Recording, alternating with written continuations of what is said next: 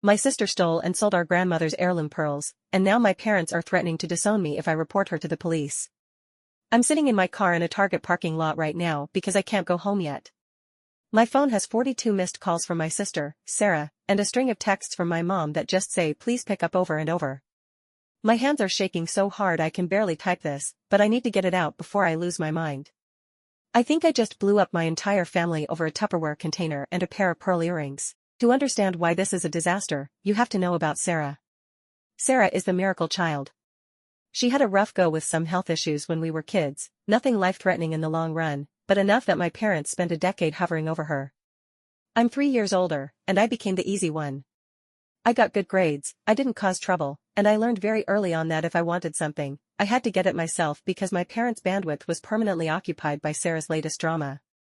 Sarah is 26 now, and honestly? She's a professional victim. She's never held a job for more than 6 months because every boss is out to get her or the vibe is toxic. She moves back into my parents' basement every other year. Meanwhile, I worked 2 jobs through college, saved every penny, and finally bought a modest condo last year. The conflict started 3 weeks ago. My grandmother passed away in November. She wasn't rich, but she had some beautiful vintage jewelry. In her will, she left me her everyday pearl earrings, the ones she wore to my graduation, the ones I used to play with when I was 5. They aren't worth thousands of dollars, but they're the only thing I have of hers. Sarah got a gold locket and some savings, which she's already spent on a wellness retreat that turned out to be a glorified camping trip. Last Sunday, I hosted a small family dinner at my new place. It was supposed to be a housewarming/healing thing. I spent all day making my grandmother's lasagna recipe. Sarah showed up 40 minutes late, complained that the cheese was too heavy for her current diet, and then spent the rest of the night scrolling on her phone. I noticed it when I was cleaning up. I'd taken the pearls off before cooking because I didn't want them to get splashed with tomato sauce. I left them on the little marble tray in my bathroom. When I went to put them back on after everyone left, the tray was empty. I didn't want to believe it. I tore my bathroom apart. I checked the drains, the floor, the trash. Nothing. I called my mom first, trying to be calm. Mom, did you see my earrings in the bathroom? The pearls? There was this long, heavy silence on the other end. Oh, honey. Sarah mentioned they were just sitting out. She probably just picked them up to look at them. You know how she is. I know how she is, Mom.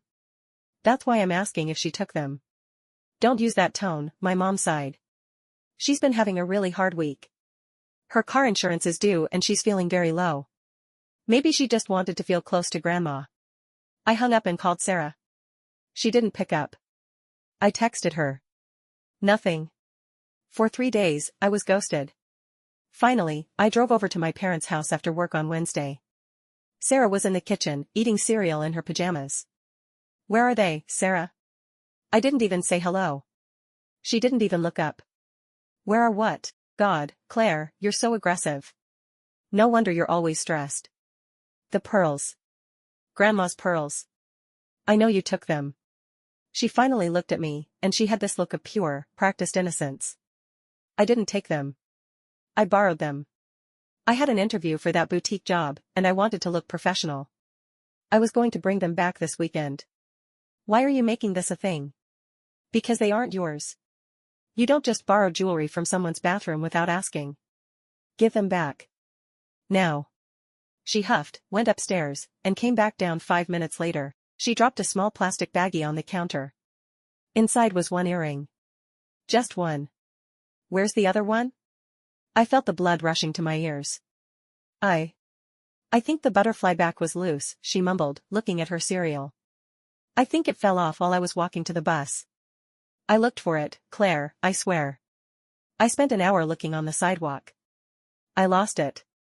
I didn't scream, which I think was actually scarier. I just told her that she was going to pay to replace it, or I was going to file a police report. My mom came running in then, acting like I was the one attacking Sarah. She told me I was being materialistic and that family is more important than a piece of calcium. I left, sobbing. But here's where the twist comes in, the thing that changed everything. 2 days ago, I was at a local consignment shop. It's a place Sarah used to go to a lot to sell her vintage finds. I wasn't even looking for the earrings, I was looking for a birthday gift for a friend. I wandered over to the jewelry counter, and there they were. Not one earring. Both. They were sitting in a velvet display case. I asked the clerk to see them. I recognized the tiny nick on the gold post of the left one. I asked the clerk if she remembered who brought them in. "Oh, yeah," the girl said. "A girl with blonde hair, real bubbly. Said they were her grandmother's and she needed the cash for a deposit on an apartment. We gave her $200 for the pair." Sarah didn't lose one. She lied to my face so she could keep the money from selling the lost one's partner, or maybe she just didn't think I'd ever find them. She sold my grandmother's memory for $200, probably to pay off a credit card or buy more wellness supplements. I didn't buy them back yet. I couldn't afford the shop's markup right that second.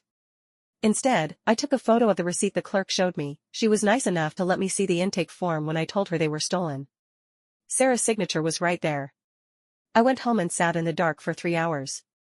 I realized then that Sarah isn't just troubled or flighty. She's a thief. And my parents are her accomplices because they've spent 20 years telling her that her needs outweigh everyone else's reality. The climax happened today. Sunday dinner.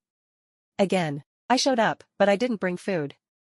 I walked into my parents' dining room where they were all sitting, Mom, Dad, and Sarah, who was currently telling a story about how brave she was for dealing with her hostile sister. I waited until she finished her story. Then I put the photo of the consignment receipt on the table. "You sold them," I said. My voice was dead flat. "Both of them. You didn't lose anything. You lied to me, you let Mom defend you, and you sold Grandma's pearls for $200. The silence was deafening. Sarah's face went from pale to beet red. My dad picked up the photo, his brow furrowed. He's always been the silent type, the one who just goes along with Mom to keep the peace. "Sarah," he asked. "Is this true?" Sarah started to cry. Not real crying, the "I'm caught and I need to be the victim" crying. I was desperate. The landlord was threatening to evict me from the sublet. I was going to buy them back as soon as I got my first paycheck. Claire has everything, she has a condo and a car, she doesn't understand what it's like to have nothing. My mom reached out to pat Sarah's hand. "Claire," she was in a corner, "we should have helped her with the deposit.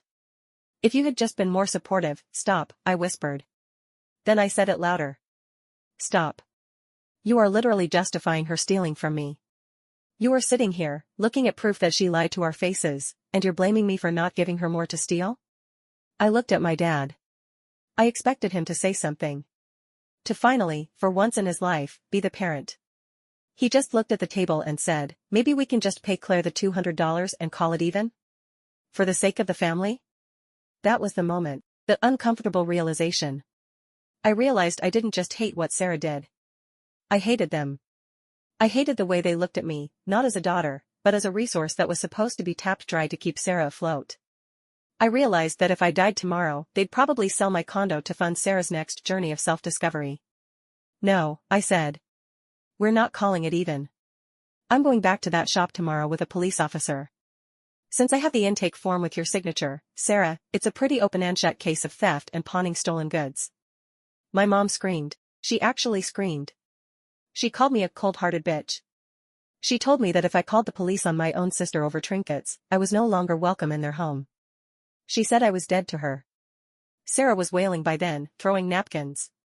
My dad just looked tired. I walked out. I didn't grab my coat.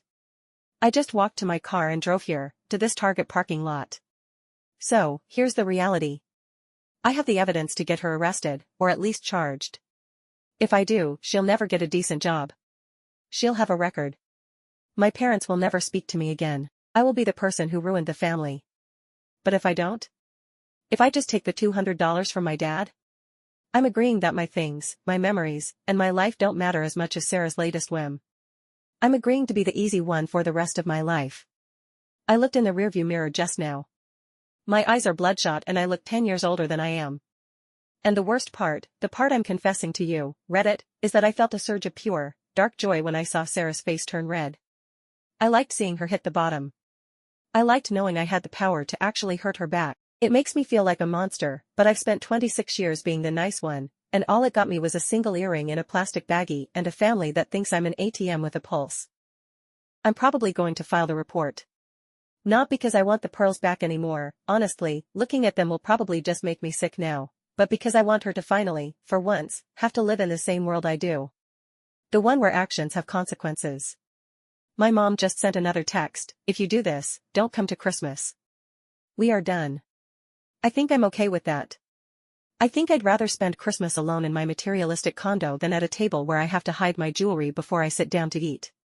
Am I the asshole for choosing a pair of earrings over my sister's future, or am I just finally choosing myself?